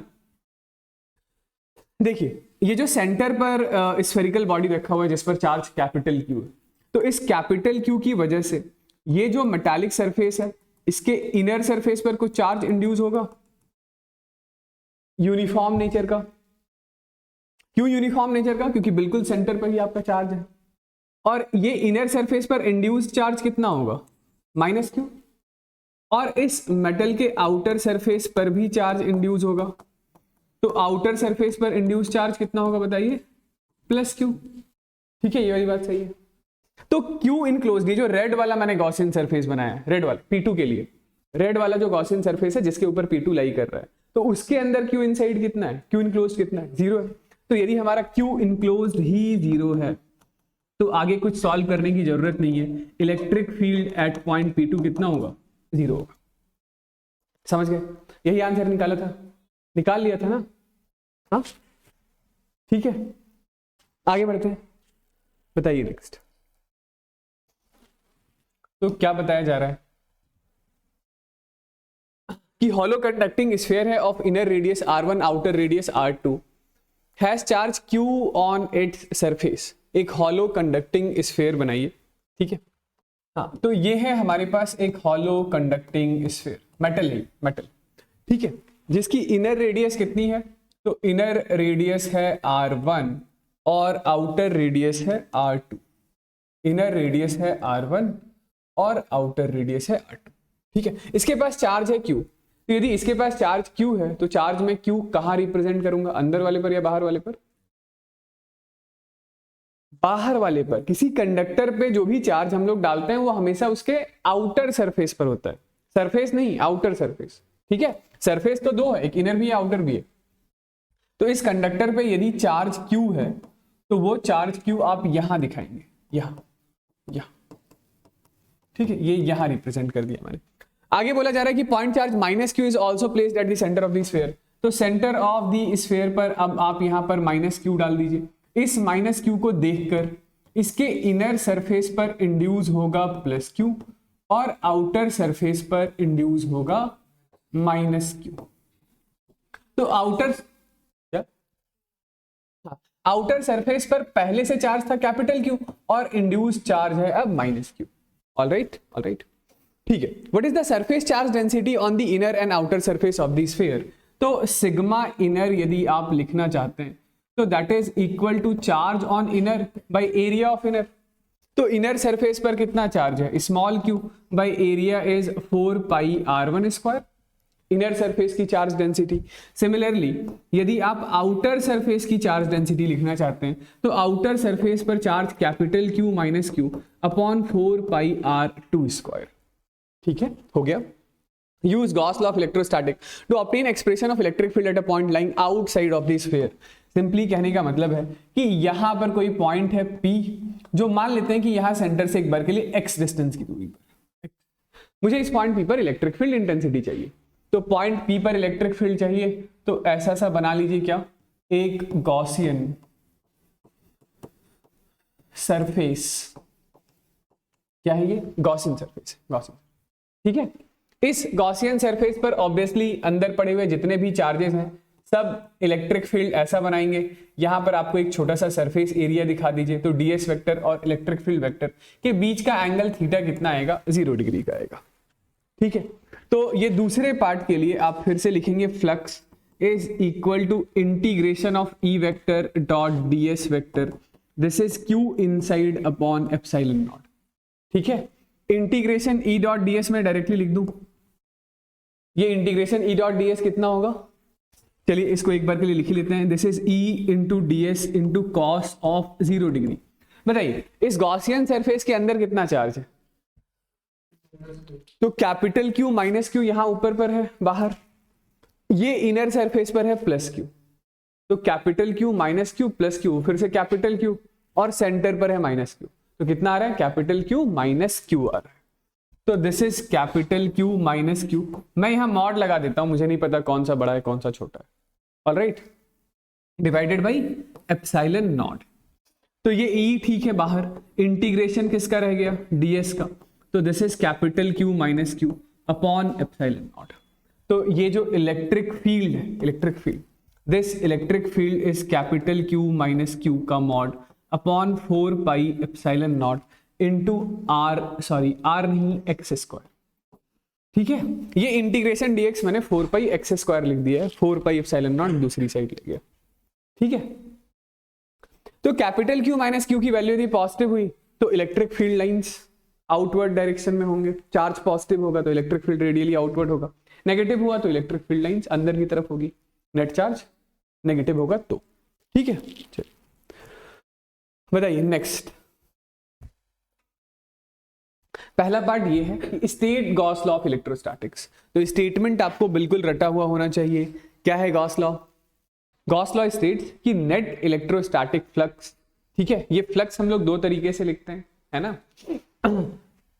चलिए मैं एक बार फिर से इसको रिपीट करता हूं पहले पार्ट के लिए, कि ये हमारे पास कोई एक गॉसियन सरफेस बना लेते हैं, यहां पर कोई चार्ज है Q1, यहां पर कोई चार्ज है Q2, यहां पर कोई चार्ज Q3 और यहां पर कोई चार्ज Q4। तो ये जो रैंडम सरफेस है यही हमारा गॉसियन सरफेस है। इस गॉसियन सरफेस से यदि आपको फ्लक्स लिखना है तो फ्लक्स के लिए एक छोटा सा सरफेस एरिया ds वेक्टर इधर और यहाँ पर इलेक्ट्रिक फील्ड वेक्टर इधर, इन दोनों के बीच का एंगल है थीटा। ठीक है, तो इस बंद सरफेस से जो नेट इलेक्ट्रिक फ्लक्स लिखते हैं that is integration of E vector dot ds vector, ये बराबर होता है इनसाइड का चार्ज डिवाइडेड बाय एप्सिलॉन। तो क्या लिखेंगे स्टेटमेंट कि states net electric flux through a closed Gaussian surface is 1 by epsilon naught times net charge enclosed within the surface।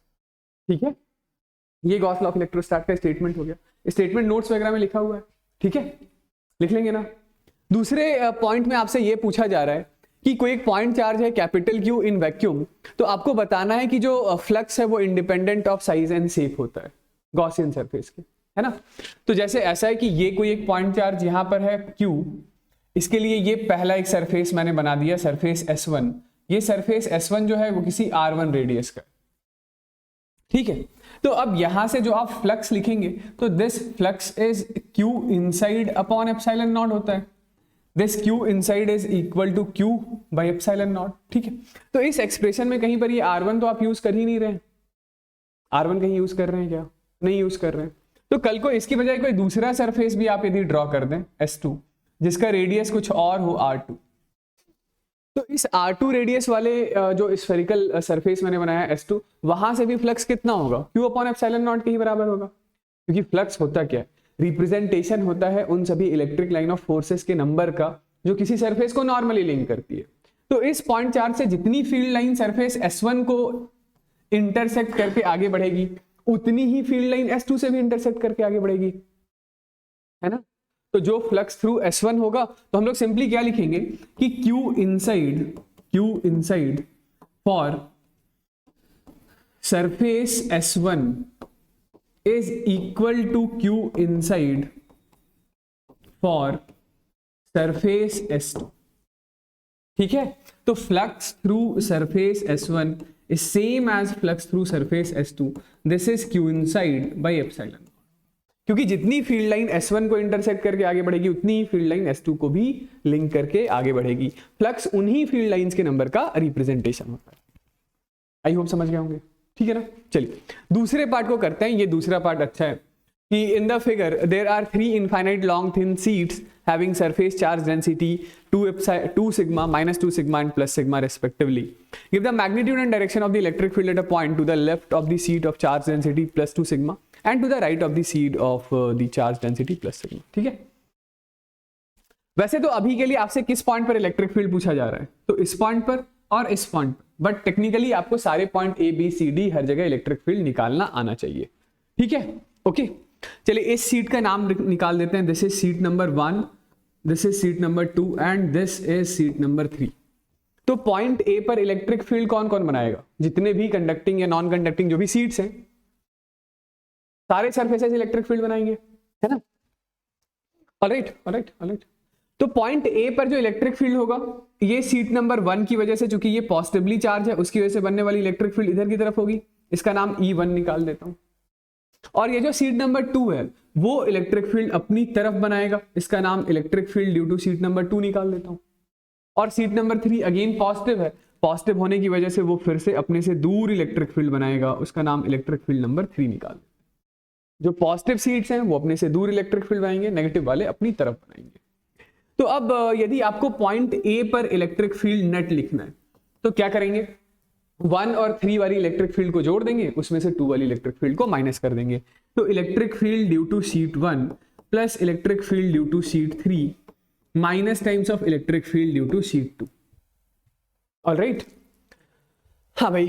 तो ये अभी जैसे ये जो 3 इनफाइनाइट लॉन्ग सीट्स आपको बताया जा रहा है, कुछ ना बोला गया हो तो आप इन सीट्स को नॉन कंडक्टिंग नेचर का लेंगे। कैसा लेंगे? Non conducting. Non conducting seat की वजह से बनने वाली electric field intensity sigma by 2 epsilon not. लेकिन यहां पर सिग्मा की जगह हम लोग सिग्मा ना लिख करके क्या लिख देंगे? तो 2 सिग्मा अपॉन 2 एप्सिलॉन नॉट। क्यों लिख दिया 2 सिग्मा? क्योंकि चार्ज डेंसिटी ही भाई 2 सिग्मा दे रखा है तीसरे वाले सीट की वजह से, तो तीसरे वाले की वजह से लिखिए सिग्मा अपॉन 2 एप्सिलॉन नॉट। और दूसरे वाले की वजह से, तो दूसरे वाले की वजह से 2 सिग्मा अपॉन 2 एप्सिलॉन नॉट। यहां फिर से माइनस साइन मत लगा दीजिएगा, है ना, माइनस लगा देंगे तो माइनस माइनस प्लस हो जाएगा। भाई इस पर माइनस था तभी तो इलेक्ट्रिक फील्ड इसकी अपनी तरफ आई, तो इसलिए तो मैं माइनस कर रहा हूं। तो 2 सिग्मा बाई 2 एप्सिलॉन नॉट से 2 sigma by 2 epsilon not cancel out हो गया, और पॉइंट ए पर जो नेट इलेक्ट्रिक फील्ड आ गया है, पॉइंट ए पर, दिस इज सिग्मा अपॉन 2। समझ गए क्या? ठीक है। टू द राइट, यानी कि अब यही पॉइंट डी पर यदि आपको इलेक्ट्रिक फील्ड निकालना होगा, कहां पर? डी पर। तो डी पर देखिए ये वाला जो सिग्मा वाला शीट है, ये कहां इलेक्ट्रिक फील्ड बनाएगा? इधर की तरफ। This is electric field due to sheet number 3। ये जो नेगेटिवली चार्ज शीट है वो कहां इलेक्ट्रिक फील्ड बनाएगी? अपनी तरफ। This is electric field due to sheet number 2। और ये जो पहला वाला शीट है फर्स्ट, वो फिर से इलेक्ट्रिक फील्ड कहां बनाएगा? इधर की तरफ। This is electric field due to sheet number 1। तो फिर से हम लोग वही काम करेंगे, 1 और 3 को जोड़ देंगे और 2 में से माइनस कर देंगे। ठीक है, तो सेम काम कि electric field at point D is equal to electric field due to sheet 1 plus electric field due to sheet 3 minus times of electric field due to sheet 2। ठीक है, तो सेम वैल्यूज पुट करेंगे, यहां पे फिर से एक्सप्रेशन कितना आ जाएगा? तो सिग्मा अपॉन 2 एप्सिलॉन नॉट के बराबर आ जाएगा। ठीक है, हाँ डायरेक्शन भी आपको मेंशन करना है। ठीक है, तो ये डायरेक्शन कहां है? This is towards left, towards left. ठीक है, ऑफ शीट 1 या पॉइंट ए, और ये पॉइंट डी से राइट की तरफ। तो this is towards right of point D. समझ गए? ठीक है, तो ये डी से राइट की तरफ होगा। ओके, ठीक है, ये लीजिए, ये हमारे पास आ गया एक्सप्रेशन।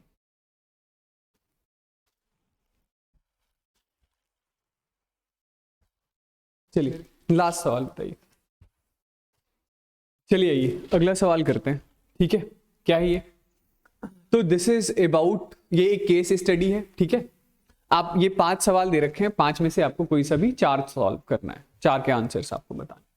ठीक है, तो this is about Faraday cage. ठीक है, अ फैराडे केज और Faraday shield is an enclosure made up of conducting material. यानी ये किसका बना हुआ होता है? किसी कंडक्टर का बना होता है।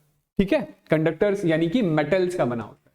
ठीक है, the field with in the conductor cancel out with any other external field so that electric field within the enclosure is 0।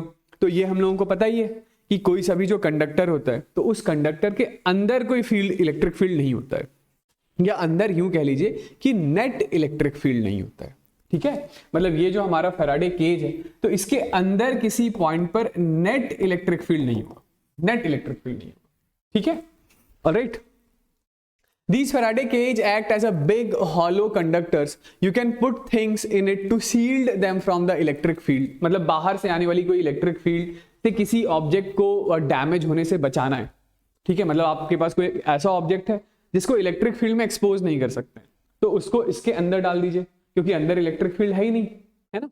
Alright, any electrical shocks the cage receives passes harmlessly around the outside of the cage। ठीक है, तो reason आप जानते भी हैं थोड़ा बहुत, यदि बाहर से कोई इलेक्ट्रिक फील्ड लाइन आ रही है तो वो इलेक्ट्रिक फील्ड लाइन एक्चुअली इसके एक फेस पर टर्मिनेट कर जाता है और दूसरी साइड से नई फील्ड लाइन निकलकर बाहर चली जाती है।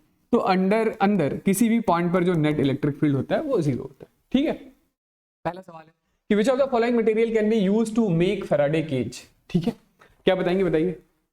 कंडक्टर, कोई सा भी कंडक्टर। तो कंडक्टर कौन है इसमें? कॉपर। प्लास्टिक, ग्लास या वुड जो है वो कंडक्टर नहीं है। ठीक, दूसरा example, real world Faraday cage is car. आपको पता है कि कार जो है, कार के अंदर बैठा हुआ कोई आदमी इलेक्ट्रोस्टैटिकली शील्ड हो सकता है। ठीक है, जो कार की आउटर सरफेस है या उसका जो मेटालिक सरफेस है, ठीक है, उस मेटालिक सरफेस पर यदि बाहर से कोई थंडरस्टॉर्म वगैरह हो रहा है तो इलेक्ट्रिक फील्ड लाइन आएगा, आउटर सरफेस पर स्ट्राइक करके टर्मिनेट होगा, दूसरी साइड से नई फील्ड लाइन ग्राउंड में चली जाएगी, यानी कि इलेक्ट्रिक फील्ड लाइन से आप बचे रहेंगे। ठीक, what is the electrical force inside a Faraday cage when it is stuck by lightning? 0। भाई के अंदर फील्ड ही नहीं है तो फोर्स क्या होता है?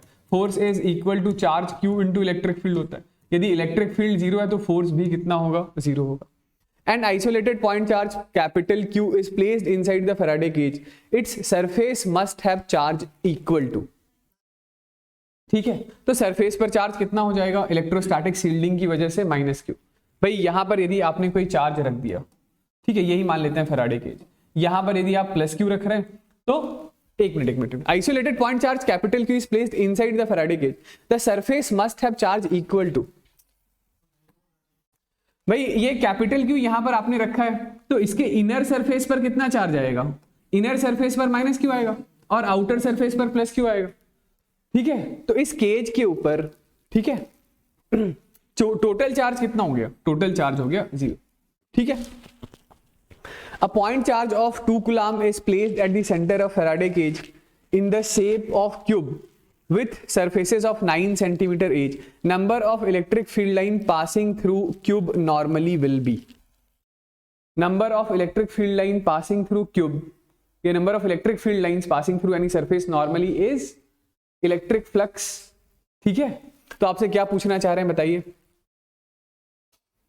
ये कोई क्यूब है ऐसा, ये हमारे पास है एक क्यूब, ये जो क्यूब है इस क्यूब की साइड कितनी है, 9 सेंटीमीटर की। ठीक है, और यहां पर सेंटर पर हम लोगों ने एक चार्ज रख दिया है 2 कूलम। ठीक है, the number of electric field line passing through cube normally will be.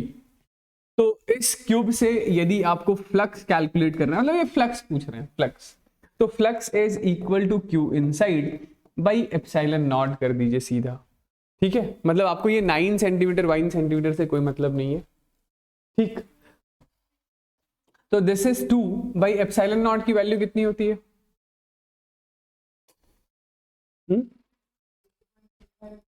8.85 into 10 raise to the power -12। ये ऊपर गया तो ये 10 रेज टू दी पावर 12 हुआ, मतलब 2 into 10 raise to the power 12 by 8.85।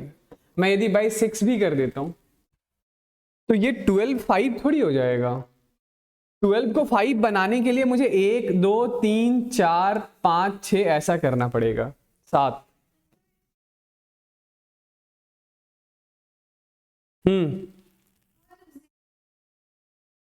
ये 12 को 5 बनाने के लिए इधर मुझे 4 5 जीरो एडिशनल लेके आना पड़ेगा, तो होगा ना 5। ज्यादा से ज्यादा कितना होगा, 11 हो जाएगा, 10 हो जाएगा, 5 तो आ ही नहीं सकता है कभी।